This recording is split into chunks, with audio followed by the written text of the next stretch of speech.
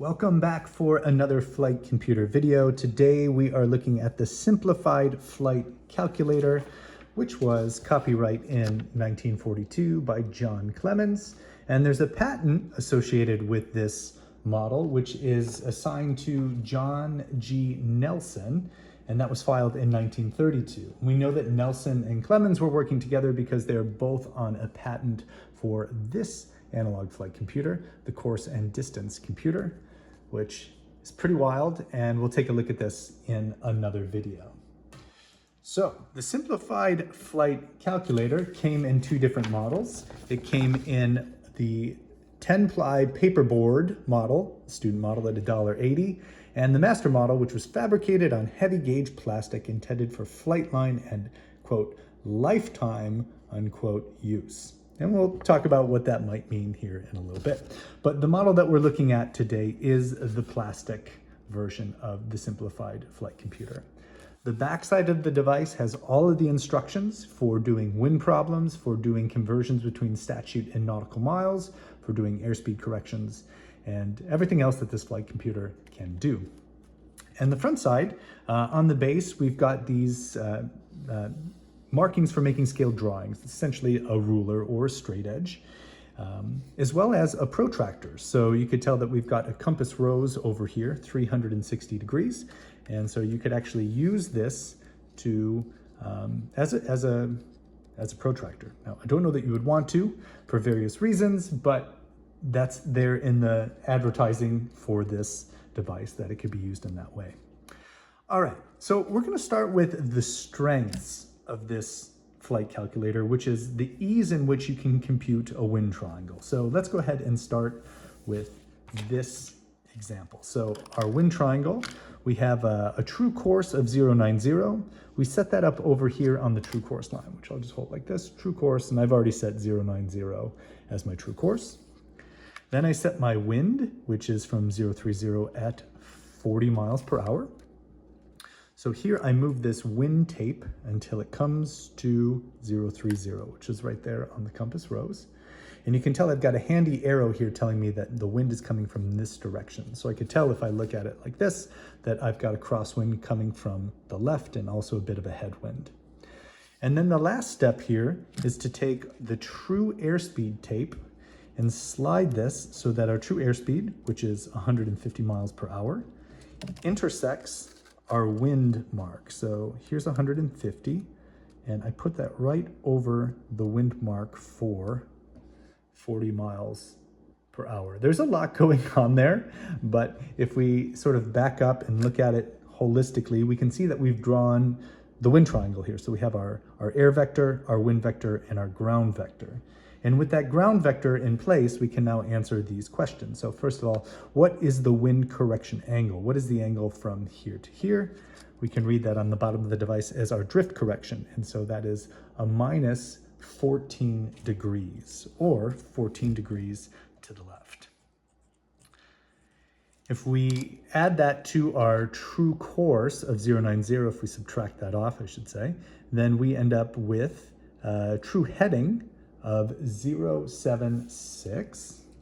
So put our true heading here.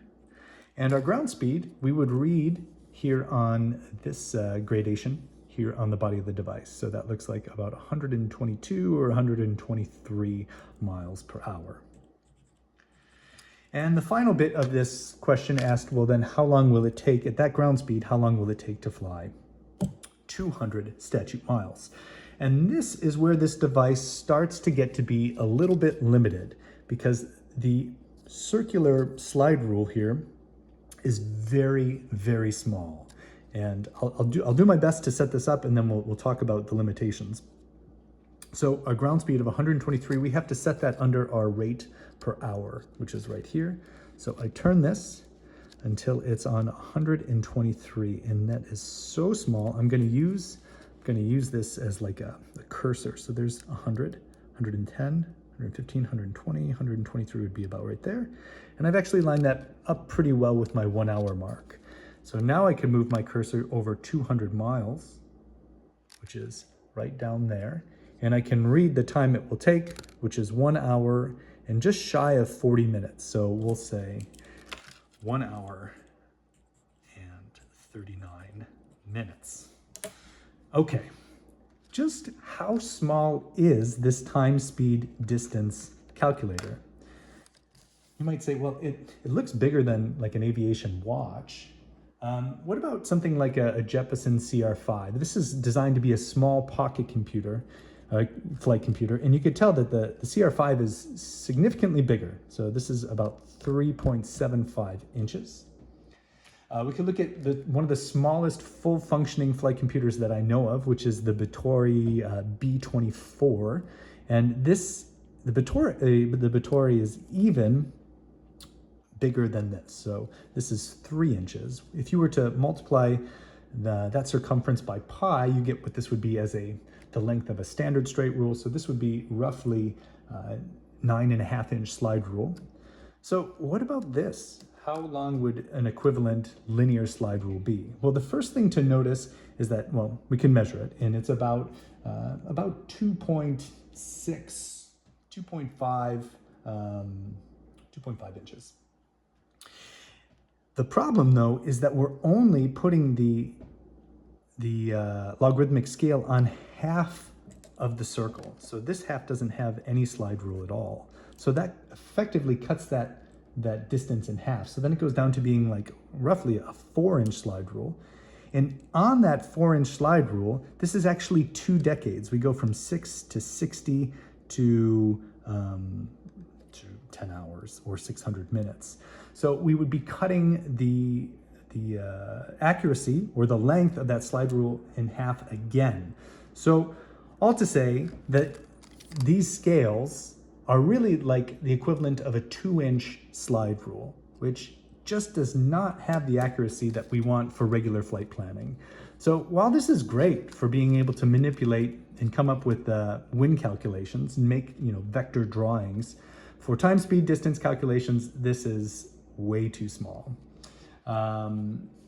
What else to say about this? There's also airspeed corrections by setting the temperature against the pressure altitude.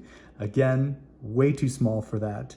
And then there's a place to do conversions here between air miles, which are what they're calling statute miles, and nautical miles. Again, that gradation is so teeny tiny. If you look at the distance here between 2 hours and 3 hours on this flight computer, and then you look at the next equivalent size here of the B24 between 2 hours and 3 hours, look at the distance in space. So we've got 2 hours to 3 hours. Looks like it takes up, I don't know, almost an inch, as opposed to here, it looks like it's about 1/4 of an inch. So again, far too small to be of practical use in regular flight planning. There's something else that I wanted to say about this as well, which is that this design, this particular model was the lifetime model, as opposed to the paper model. This plastic was supposed to last a lifetime. Well, let's set up one more wind problem where what we're doing is looking at a no-wind situation. So I moved this wind vector out of the way, and we'll just say that we're flying at 100 miles per hour with no wind. So what I do is I set up my true airspeed tape here so that it's right over the middle of that cursor. And if there's no wind, then our true airspeed should be equivalent to our ground speed. But if we look here on the ground speed scale, what it says our ground speed is, it says it's about 97 or 98 miles per hour. So what I believe happened is that this piece of plastic has actually shrunk a little bit, and it's causing these answers to be read a little bit low. And indeed, if we check our previous wind triangle on another type of flight calculator or an actual calculator, we find an answer that's more like 126 miles per hour. So if you do have one of these older devices and you're using it for wind calculations, just beware that these pieces of plastic, at least on my device, have shrunk, and they may have shrunk on your device as well. So that's all for the simplified flight calculator. I have to say, I do admire how simple it is in order to solve the wind triangle, and how to visualize it, to be able to sort of intuitively know how your ground speed will change depending on how the wind changes. That being said, if I was going to do actual flight planning, I'd be looking for a different type of device. That's all for today. Thanks for watching.